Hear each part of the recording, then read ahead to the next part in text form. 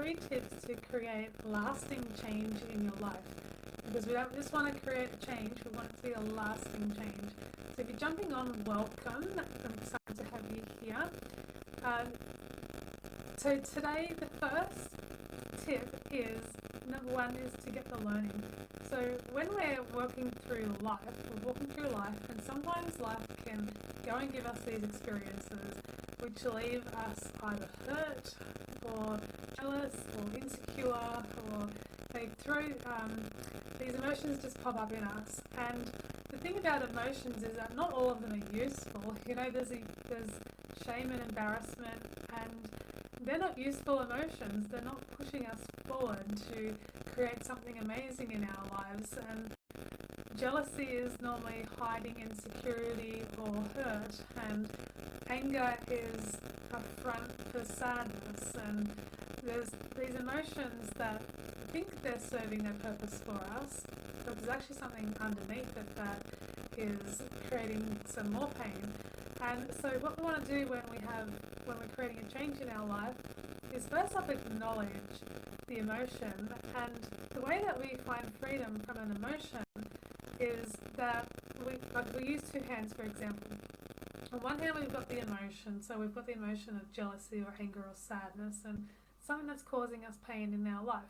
And then on the other hand, we've got a learning in life. And this is where, if you want to create change in your life, if you get the learning, then your life will change. What happens often is people stay in the emotion of the pain and they don't get the learning. And your life will change when you get the learning. So what we want to do is we want to acknowledge the emotion first. So is it anger, sadness, fear, hurt, guilt, jealousy, insecurity? What is the emotion that you need a learning from? Because once you get the learning, the pain will go away. So, for example, we'll take jealousy for example. So the learning, so you ask yourself, you just go inside yourself and you go, what is the learning that I need to learn that will make this jealousy go away? And so the new learning will be, oh, I love myself, because under the jealousy was self-hate. So the new learning was that, oh, I did hate myself, but now my new learning is that I choose to love myself.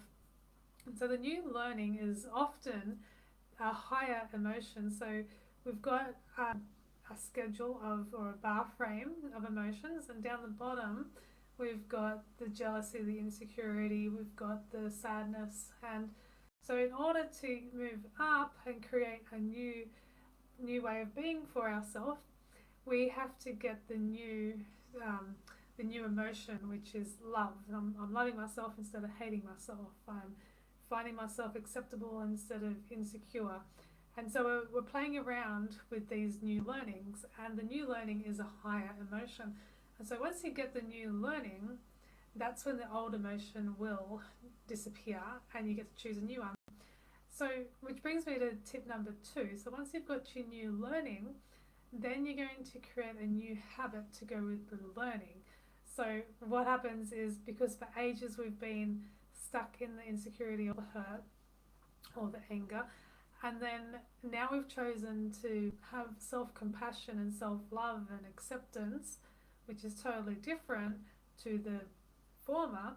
So now we've got to create a new habit that's going to let the new you, the new beginning of you, shine through.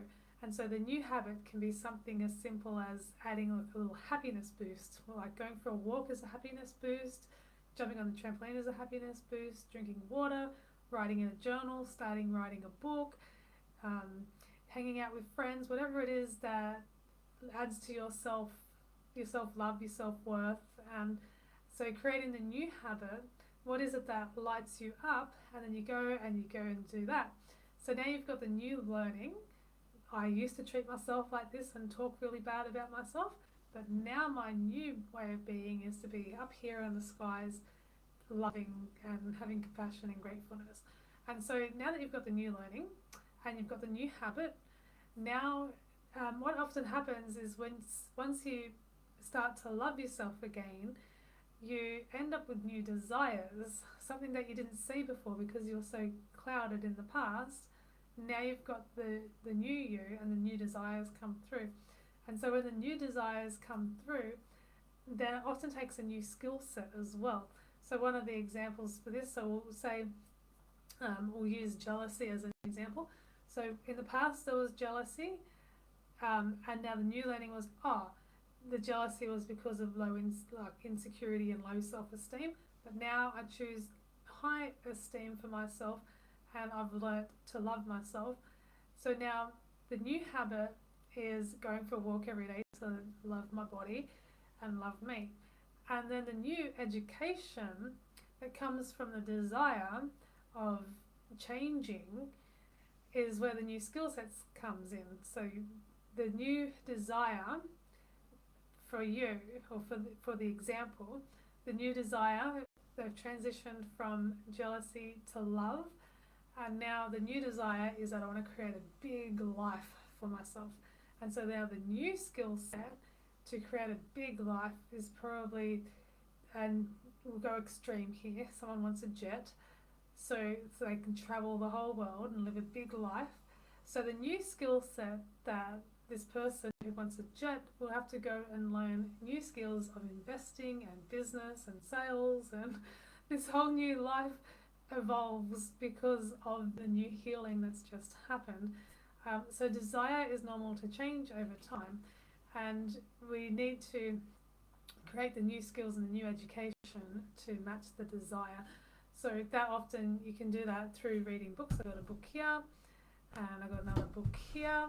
So you're just adding books to your days, and new skill sets and meeting new people. So that's the 3 tips today, is get the learning. What are you holding on to? What's the new learning? And what's the new habit that you can attach to the new learning? And is there a new skill set that you need to learn so that you can live your desires? I hope you found this useful. If you found it useful, give it a like or share it with somebody that you feel needs to share it. And if you're not already following, you can follow Victory Ann Lord, this page, for more life tips. Bye.